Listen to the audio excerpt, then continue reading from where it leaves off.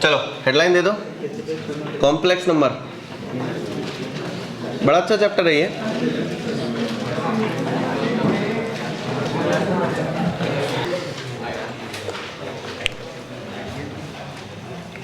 एक आदमी था बहुत साल पहले, मतलब आज से 1200-1300 साल पहले पैदा हुआ। उसने एक्स स्क्वायर इक्वल टू 1 नाम का इक्वेशन लिखा, X square plus 1 equal to 0 नाम का इक्वेशन लिखा।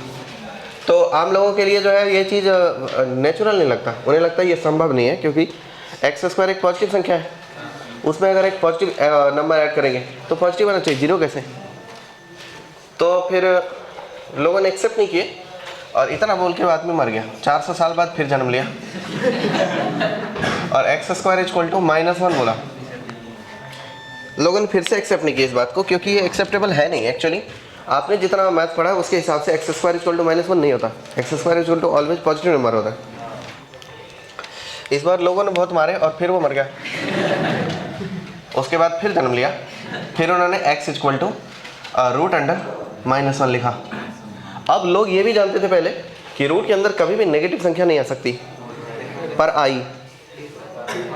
पब्लिक फिर से मारने के लिए तैयार था, लेकिन उसने बोला रुको, 2 बार मार चुका, रुक जाओ, कुछ करते हैं देखो।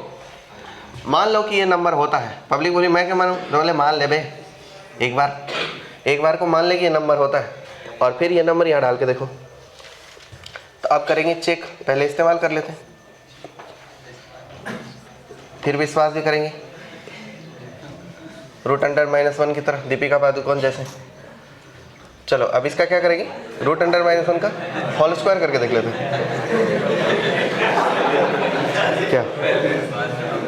क्या हुआ भाई। मेरे को समझा नहीं आज तक हुआ क्या मैटर। √(-1) का स्क्वायर कितना आ जाएगा, -1। अब दुनिया की आंखें खुल गई, क्योंकि अगर किसी नंबर का स्क्वायर करने पर वो नंबर -1 आता है, इसका मतलब वो नंबर एग्जिस्ट करता होगा। ए भाई क्या चाहते हो, तो दे दो ना।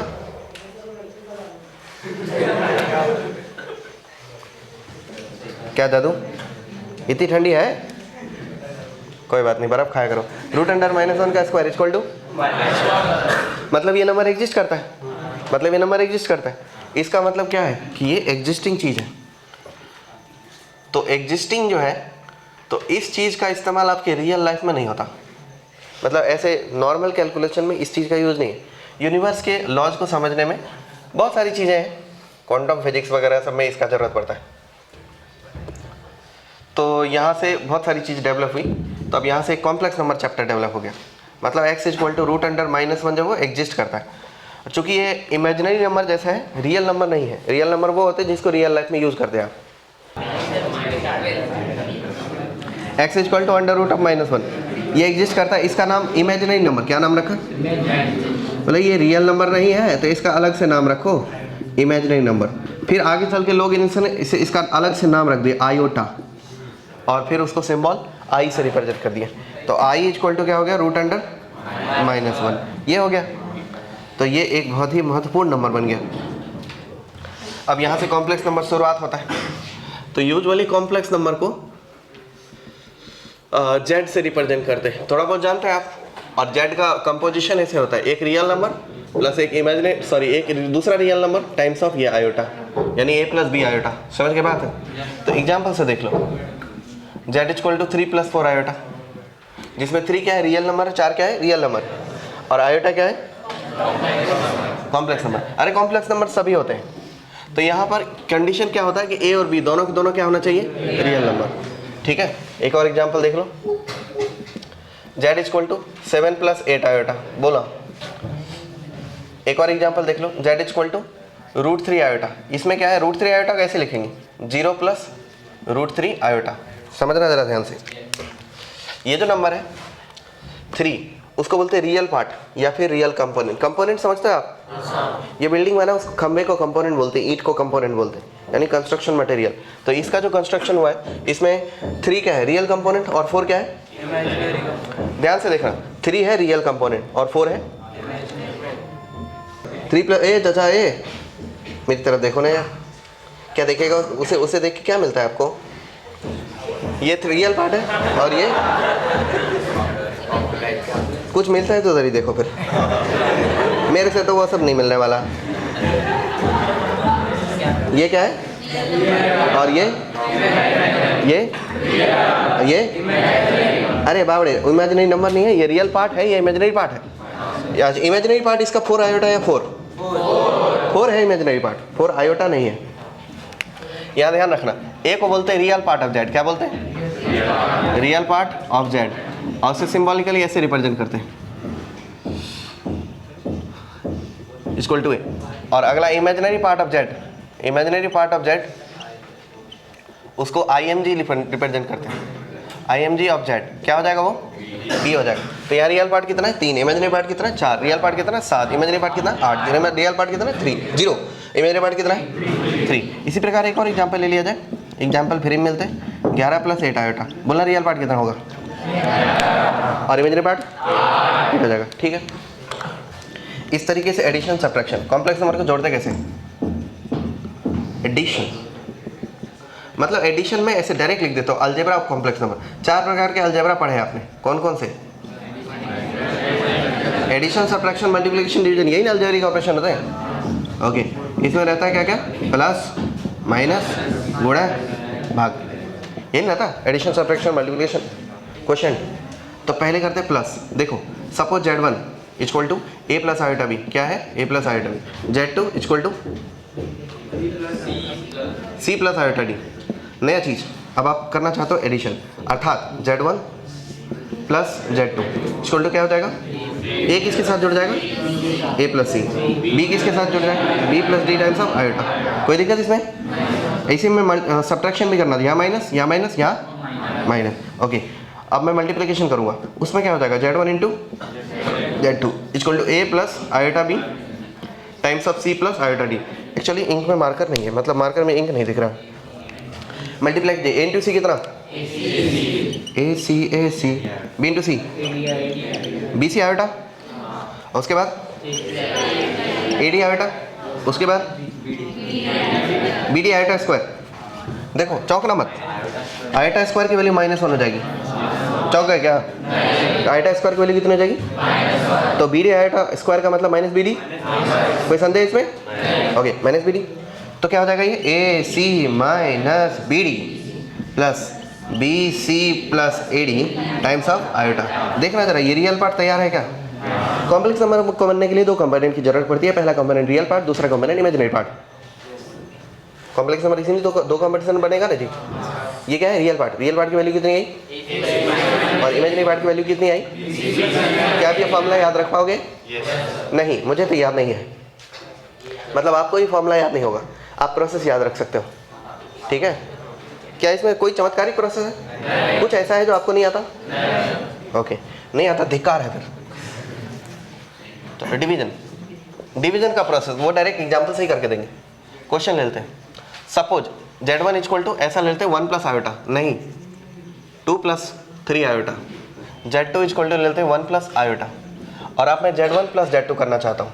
देखना जरा क्या होगा? 2 1 3 + 4 आयोटा। चौक है क्या? Z1 - Z2 करना चाहता हूँ, क्या हो जाएगा? 2 - 1 1 + 3 - आयोटा 2 आयोटा। चौक है क्या? ओके, Z1 × Z2 करना चाहता हूँ। चलो, 2 + 3 iota times of 1 + iota multiply करो। 2 × 1 = 2, 3 iota plus 2 iota plus 3 iota square. देखो चौक है क्या? 3 आयोटा स्क्वायर की वैल्यू कितनी? तो ये +3 की -3। जब भी कभी 3 आयोटा स्क्वायर दिखाई दे, इसका मतलब क्या है? -3। समझ गए? इसकी वैल्यू कितनी? 2 - 3 = कितना? +3 2 5 आयोटा। इसमें किसी को कोई दिक्कत? चलो आगे बढ़ जाते हैं, एक और क्वेश्चन ले लेते हैं। Z1 divided by Z2। इसमें थोड़ा चमत्कार करना है। Z1 डिवाइडेड बाय Z2, ये जो चीज़ है वो है 2 + 3 आयोटा। कितना? डिवाइडेड बाय 1 प्लस, देखो नीचे क्या लिखा है? 1 + आयोटा। अब 1 + आयोटा का कंजुगेट क्या होगा? 1 - आयोटा। क्या आप कंजुगेट से वाकिफ है इससे पहले भी? क्या मैं बहुत तेज बोल रहा हूँ, आपको सुनाई नहीं दे रहा? मैं तेज बोल रहा हूँ परंतु आपको सुनाई? अच्छी बात है। तो 1 + आयोटा का रेसिप्रोकल, सॉरी कंजुगेट क्या हो जाएगा? तो 1 - आयोटा से ऊपर नीचे मल्टीप्लाई डिवाइड कर देंगे। ऊपर करूंगा 1 - आयोटा, नीचे 1 - आयोटा। जरा ध्यान रखना, ये एक टेक्निक है डिवीजन करने के लिए। इसको आपस में मल्टीप्लाई करो, कितना हो जाएगा? 2 × 2 प्लस देखो ध्यान से, 3 आयोटा -2 आयोटा कितना आयोटा -3 आयोटा स्क्वायर चौके क्या -3 आयोटा स्क्वायर की वैल्यू +3 हो जाएगी। डिवाइडेड जरा ध्यान से देखना, 1 + आयोटा इंटू 1 - आयोटा क्या है, a + b into a - b है, कैसे a² - b² हो जाना चाहिए। 1 का स्क्वायर कितना 1 का स्क्वायर 1 का स्क्वायर माइनस b² मतलब आयोटा स्क्वायर। ध्यान से देखना 3 आयोटा स्क्वायर की वैल्यू कितनी, तो ये हो जाएगा 3 और 2 5 प्लस आयोटा, देखो आयोटा स्क्वायर की वैल्यू -1 तो ये हो जाएगा +2। तो अब एक काम करते हैं 5/2 एक बात, अब प्लस 1/2 टाइम्स ऑफ आयोटा दूसरी बात। रियल पार्ट कितना है इसका और इमेजिनरी पार्ट कितना है इसका। आप कोई भी कॉम्प्लेक्स नंबर बिना रियल पार्ट इमेजिनरी पार्ट ज्ञात किए नहीं निकल सकते, समझ गए। अब देखो रेसिप्रोकल कैसे लेते हैं, जैसे मैं क्वेश्चन देता हूँ कि आपको 1/2 + 3 आयोटा कन्वर्ट करना है, तो क्या करोगे 2 + 3 आयोटा को कंजुगेट से मल्टीप्लाई डिवाइड कर दोगे। 1 + 2 + 3 1/2 + 3 iota into 1 2 - 3 iota divide by 2 - 3 iota multiply करो, ऊपर क्या हो जाएगा 2 - 3 iota divided by a² - b² 13 शुरू देखो जरा a² अब -9 आयोटा स्क्वायर, -9 आयोटा स्क्वायर कितना होता है +9 और 9 4 14 मारेंगे मौका कुछ फुट जाएगा 2/13 प्लस -3/13 टाइम्स ऑफ, समझ गए। इस तरीके से addition subtraction multiplication division question reciprocal लेते हैं। अब देखो ज्योमेट्री ऑफ कॉम्प्लेक्स नंबर, मतलब थोड़ा सा ज्योमेट्री देख लो कि क्या इसका मीनिंग होता है। ज्योमेट्री कॉम्प्लेक्स नंबर को किधर प्लॉट करते हैं, ज्योमेट्री ऑफ कॉम्प्लेक्स नंबर जिस प्रकार से रियल नंबर को रियल नंबर लाइन पे प्लॉट करते हैं मालूम क्या आपको, तो ऐसे ही कॉम्प्लेक्स नंबर को कहाँ प्लॉट करते हैं। एक प्लेन होता है उसका नाम है ऑर्गेंड, क्या नाम है उसका, दूसरा नाम है गॉसियन, क्या नाम है उसको लोग इमेजिनरी प्लेन बोलते हैं, क्या बोलते हैं। अब वो कार्टेशियन प्लेन से अलग होता है। कार्टेशियन प्लेन क्या है, x y एक्सिस से बनने वाला प्लेन कार्टेशियन प्लेन है, मालूम ना सबको। ओके तो अभी देख रहे हैं z = अगर a + आयोटा b दिया तो इसका रियल पार्ट कितना है, इमेजिनरी पार्ट कितना है, तो इसे आप ऐसे भी लिख सकते हो a, b, दोनों मीनिंग सेम ही होता है। समझ पाए आप, नहीं समझा, ये समझने वाली बात नहीं है, रटना है। a+, इसमें कोई भी रॉकेट साइंस नहीं है। a + आयोटा b का रियल पार्ट a, b भी लिख सकते हैं। इसका क्या मतलब है कि रियल पार्ट a है और इमेजिनरी पार्ट कितना है, तो मतलब a + आयोटा b के फॉर्म पे लिखा जाएगा। ये जरा ध्यान से देखना, एक प्लेन पे प्लॉट किया जाता है, उस प्लेन का नाम है, एक आदमी था उसका नाम था गॉस। फिजिक्स में पढ़ोगे गॉस लॉ, पढ़ो कभी तो पढ़ लेना 12th में। गॉस तो उसी के नाम से ये प्लेन बना, गॉसियन प्लेन। इसका एक और नाम है ऑर्गेंड, और एक और नाम है क्या बताएं, इमेजिनरी प्लेन। क्या दिक्कत है भाई,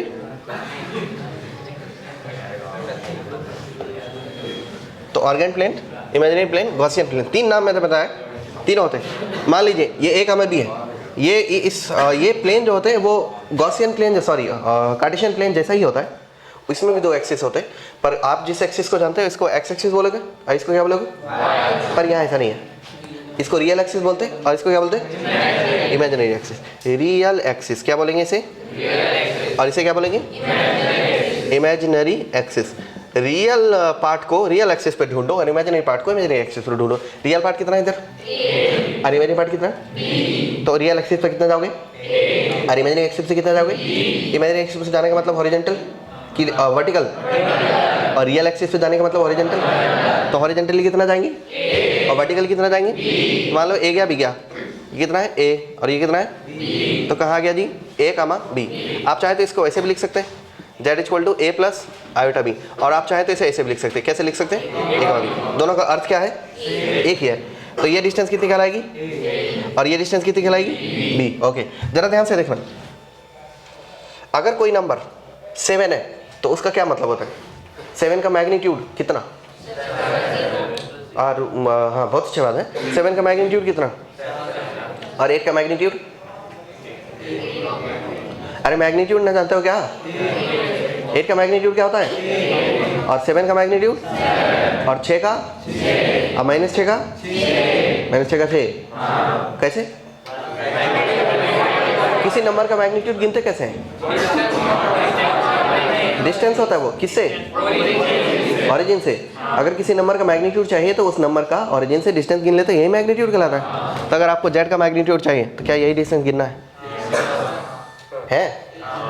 राइट एंगल ट्रायंगल सबको दिखाई दे रहा है, पाइथागोरस रूल लगेगा। ये लेंथ को क्या कहलाएगा? Mod of Z. समझ गए? ये लेंथ क्या कहलाएगा? Mod of Z.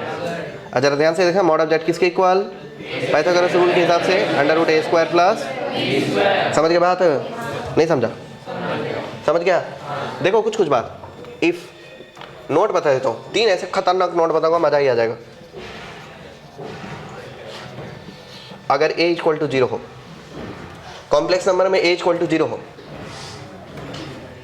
नहीं बे पहले b = 0 हो, if b = 0 हो तो उस केस में z = कैसा हो जाएगा? a + 0 आएगा, ये रियल नंबर बन जाता है। ऐसे नंबर पढ़े हो कभी? जिंदगी भर यही पढ़े हो, z = a, ये क्या है? Real number. अब इसी में देख लो, b कोऑर्डिनेट 0 कर दिए तो ये सभी पॉइंट इधर उधर लाई करने के बजाय किस पर लाई करेगा? रियल एक्सिस पे। अच्छा सोचो जरा, यहाँ भी कोई ना कोई कॉम्प्लेक्स नंबर है, हर पॉइंट का कोई ना कोई कोऑर्डिनेट होगा, तो ये पूरा प्लेन में कॉम्प्लेक्स नंबर ही कॉम्प्लेक्स नंबर है। और आप उनमें से कितने नंबर पढ़े हो? देखो सिर्फ इतने से, इतने बड़े नंबर के ग्रुप में से आपने सिर्फ ये लाइन पर आने वाले नंबर पढ़े और आपको लगता था कि दुनिया का सबसे बड़ा नंबर ग्रुप रियल नंबर है। बताओ कितना छोटा ग्रुप है वो? दिखाई दे रहा है आपको? क्या आपको वो समझ आ रहा है जो मैं बताना चाह रहा हूँ? मैं क्या बताना चाह रहा हूँ कि सबसे बड़ा ग्रुप कौन है? उसके सामने में अपना रियल नंबर ग्रुप जो है वो बहुत ही मतलब नेग्लिजिबल एक लाइन है मात्र, जिसको हम इतना बड़ा भयंकर मान रहे थे। मतलब दुनिया ने कितने नंबर डेवलप कर रखे हैं सोचो। सिर्फ एक रियल नंबर लाइन आपने पढ़ा है, आपने सिर्फ इसी नंबर पर आने वाले, इस लाइन पर आने वाले नंबर को पढ़ा है। अगर b = 0, z = a जाएगा, a 0 + 0 आइटा हो जाएगा, दैट इज व्हाट? a। इस टाइप के नंबर को बोलते हैं प्योरली रियल। क्या बोलते हैं? प्योरली। और बाद में लोगों ने प्योरली काट दिए और क्या बोलने लगे? Real number. समझे? अगर दूसरा नोट खतरनाक, अगर b नहीं a 0 हो जाए, a 0, उस केस में क्या हो जाएगा जी? z = 0 + b आएगा, और उस केस में ये नंबर क्या हो जाएगा? ये नंबर किस पे लाई करेगा? इमेजिनरी एक्सिस पे। और इस टाइप के नंबर को क्या बोलेंगे? Purely imaginary. क्या बोलेंगे? Purely imaginary number. समझ गए? और सबसे ज़्यादा खतरनाक 0, अगर a और b दोनों 0 हो जाए तो ये एक बहुत ही अलग टाइप का नंबर बनता है, और वो z क्या है? 0 + 0 आएगा, जिसे बाद में लोग 0 बोलने लगे। ठीक है, पर ये सही नहीं है। सही क्या है? ये जिसका रियल कंपोनेंट इमेजिनरी कंपोनेंट दोनों 0 होते हैं, वो नंबर 0 होते हैं। इसीलिए ये नंबर बाकी नंबर से अलग होते हैं। जितने ऑपरेशन आप बाकी नंबर पे कर सकते हो, उतने ऑपरेशन आप 0 पे नहीं कर सकते, क्योंकि ये नंबर का एक अलग ही जाति है, और उसको बोलते हैं प्योरली रियल, प्योरली इमेजिनरी है। ये नंबर अलग ही जाति का है, इसलिए 0 बाकी नंबर जैसा ट्रीट नहीं की जा सकती। और आप एक बात तो जानते हो कि अगर ए बी में से दोनों 0 नहीं है तो उस केस में नंबर को क्या बोलेंगे? Imaginary number. लिख देता हूँ मैं चौथा note. If a is not equal to 0 as well as b is not equal to 0, then z is equal to a plus iota b, known as imaginary number। तो अगर आपको इमेजिनरी बोला जाए तो उस केस में कौन सा नंबर मानोगे? a plus iota b। Purely imaginary बोला जाए तब क्या होगा? b iota. प्योरली रियल माना जाए तो a। समझ गए? लिखो। इसमें किसी को कोई दिक्कत है समझने में? ओके। हेडलाइन है square root of complex number. मान लीजिए कि z = ऐसा है, ए प्लस आयोटा बी दिया है, तो रूट अंडर जेड क्या हो जाएगा, रूट अंडर ए प्लस आयोटा बी होगा ना। क्या ये भी एक नया कॉम्प्लेक्स नंबर है? जब किसी कॉम्प्लेक्स नंबर का रूट लेंगे तो एक नया कॉम्प्लेक्स नंबर फॉर्म होगा, बनेगा ना। उस कॉम्प्लेक्स नंबर का नाम रख दो एक्स प्लस आयोटा वाई। क्या नाम रख दो? अब दोनों तरफ स्क्वायर कर दो, उससे क्या हो जाएगा, A plus iota B equal to x square plus iota square Y square plus 2xy iota, बराबर कि चौक गए? नहीं चौके।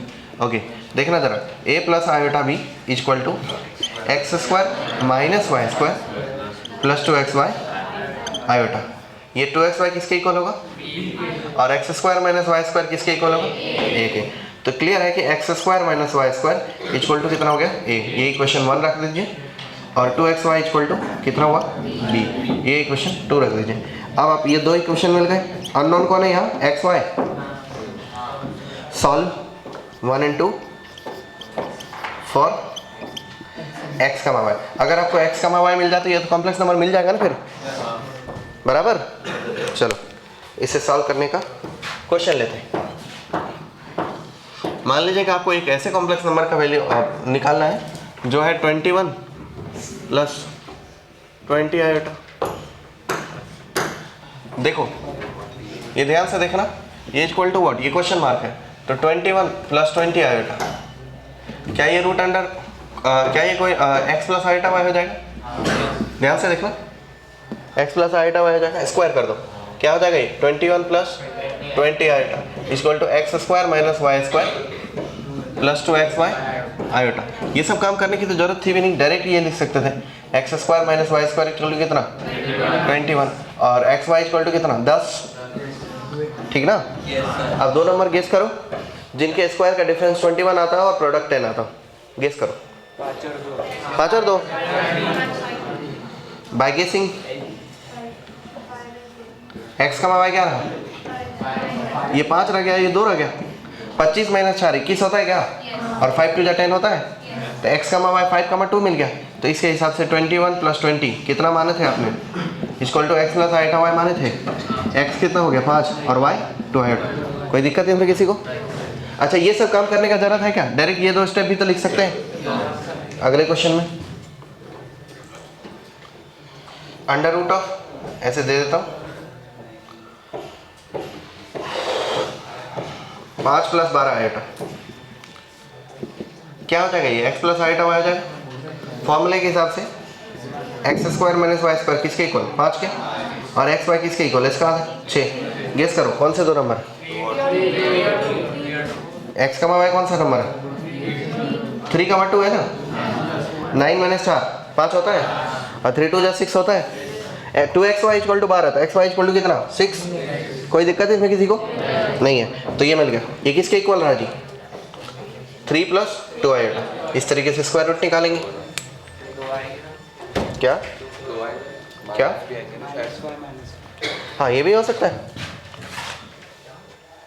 कि 5 प्लस 2 था। देखो अब 5 2 10, और ऐसे -5 -2 भी तो हो सकते हैं, तो -5 -2, तो इसका क्या लिख देंगे, प्लस और minus.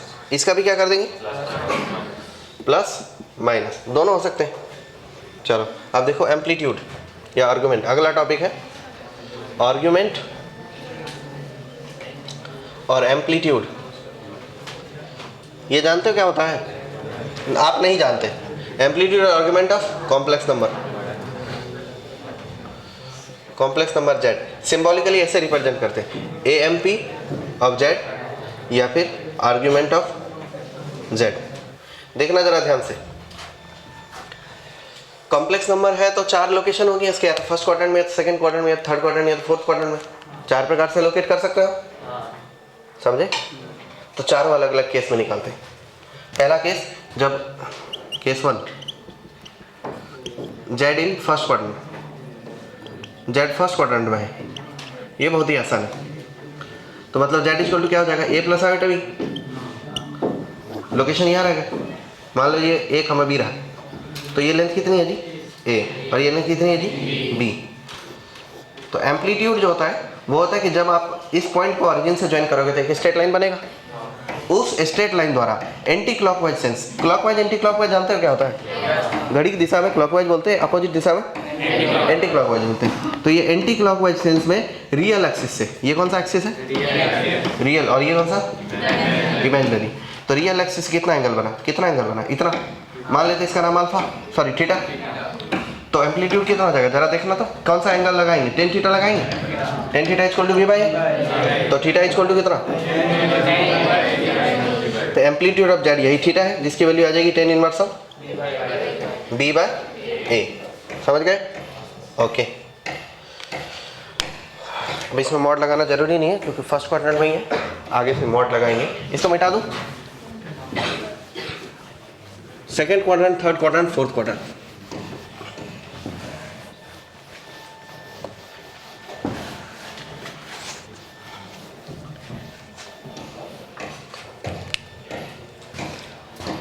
Second case two, z lies in second quadrant. तो अगर जेड सेकेंड क्वाड्रेंट में लाई करता है, जेड इक्वल टू क्या हो जाएगा? A plus iota B, which is A का बी, बराबर। सेकेंड क्वाड्रेंट में ए और बी में से कौन नेगेटिव होगा और बी क्या होगा? पॉजिटिव। लोकेशन कहाँ जाएगा? सेकेंड क्वाड्रेंट में। देख के देखो, यहाँ पे आएगा ए का बी, जिसका इसका लेंथ कितना है? ए, और इसका लेंथ कितना है? बी। आपको क्या निकालना है? एंटी क्लॉकवाइज सेंस में। एंटी क्लॉकवाइज सेंस में एम्पलीट्यूड ये वाला एंगल कि ये वाला एंगल? छोटा वाला कि बड़ा वाला? एक्यूट की ऑब्ट्यूस? अच्छा, ऑब्ट्यूस आपको डायरेक्टली मिलेगा नहीं, उसके लिए आपको एक्यूट निकालना पड़ेगा, फिर 180 में से सब्ट्रैक्ट करना पड़ेगा, यही करना है। तो ये वाला एंगल का नाम अल्फा रख दीजिए। क्या नाम रख देंगे? तो जरा देखना, टेन अल्फा इक्वल टू कितना? B by a. गलत हो गया, mod of b by a. Alpha 0 से 90 डिग्री बीच का एक्यूट एंगल है, और अगर एक्यूट एंगल हो तो टेन थीटा क्या आता है? पॉजिटिव की नेगेटिव? तो पॉजिटिव रखने के लिए बी बाई को क्या करना पड़ेगा? मॉड लगाना पड़ेगा, क्योंकि इनमें से कोई ना कोई एक नेगेटिव है ना जी। क्या करना पड़ेगा? मॉड लगाना पड़ेगा। तो अल्फा इक्वल टू कितना? Tan inverse of b by का मॉड। ठीक, ये नहीं लिखना। एम्पलीट्यूड कितना रहेगा? एम्पलीट्यूड तो ये ना है theta. Amplitude of z equal to what? Theta. Theta equal to what? 180 को पाई बोले, pi minus alpha, that is what? Tan inverse of b by का मॉड। किसी को दिक्कत इसमें? Case 3।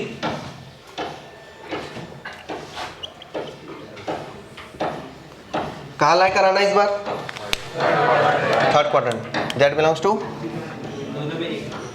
Third quadrant. Third quadrant में दोनों नेगेटिव होते हैं ना जी। यहाँ जाएगा थर्ड क्वाड्रेंट। मान लीजिए ए का बी है, जो जेड है अपना, तो ये डिस्टेंस कितना? ए, और ये डिस्टेंस कितना? बी। ये वाला एंगल कितना? अल्फा मान लेते हैं इसे। इस बार देखना, रियल एक्सिस से क्लॉकवाइज डायरेक्शन में अगर जेड ऊपर रहता है तो एंटी क्लॉकवाइज मेजर करते हैं, नीचे रहता है तो क्लॉकवाइज मेजर करते हैं। ठीक है, तो क्लॉकवाइज डायरेक्शन में ये वाला एंगल, और क्लॉकवाइज डायरेक्शन में मेजर किया गया एंगल नेगेटिव एंगल होता है। क्या बोलते हैं? मालूम कि नहीं? फंडामेंटल मैथमेटिक्स है, ये मत भूलना कि एंटी क्लॉकवाइज पॉजिटिव एंगल और क्लॉकवाइज नेगेटिव एंगल। तो ये कितना हो गया? क्लॉकवाइज। तो ये एंगल थीटा की माइनस थीटा? एक्चुअली है थीटा ही, जिसकी वैल्यू क्या है? नेगेटिव है। तो ये वाला अब जरा देखो, अप्लाई करो। टेन अल्फा कितना? मॉड के अंदर बी बाई ए, क्योंकि अल्फा तो 90 डिग्री छोटा एंगल है ना जी। तो एम्पलीट्यूड कितना हो जाएगा? एम्पलीट्यूड ऑफ जेड देखो, क्लॉकवाइज सेंस में इतना एंगल मेजर करो, क्या हो जाएगा? पाई की माइनस पाई। अरे क्लॉकवाइज सेंस में इतना घुमाएंगे, पाई की माइनस पाई। अब माइनस पाई से फिर एंटी क्लॉकवाइज सेंस में कितना घूमना पड़ेगा? अल्फा। तो एम्पलीट्यूड क्या हो जाएगा? माइनस पाई प्लस अल्फा, बराबर। क्लॉकवाइज घुमा पाई, तो पाई का मतलब क्लॉकवाइज घुमाओ तो माइनस पाई, और एंटी क्लॉकवाइज घुमा अल्फा, तो माइनस पाई और plus alpha. This is equal to minus pi plus alpha is what? Tan inverse of. क्या ये समझ पा रहे हो कि दिक्कत हो रहा है? दिक्कत हो रहा है इसमें? ये नॉर्मल सिंपल ज्योमेट्री है। केस 4 किस क्वाड्रेंट में जाएगा जी? Fourth quadrant. यहाँ पे ये डिस्टेंस कितनी कहलाएगी? ए, और ये डिस्टेंस क्या कहलाएगी? बी। ये वाला एंगल एम्पलीट्यूड हो जाएगा, यही अल्फा है और यही थीटा भी है। बोलो जरा, टेन अल्फा हर बार क्या आ जाएगा, बी वाई का मॉड, लेकिन एम्पलीट्यूड क्या रहेगा इस बार, अल्फा या माइनस अल्फा, तो minus of tan inverse of b y कर दूं, चौक गए, नहीं चौके, ठीक है।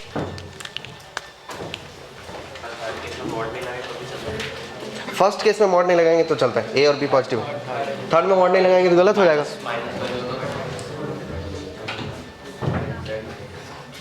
क्या है थर्ड केस, हाँ ठीक है, नहीं लगा चलता।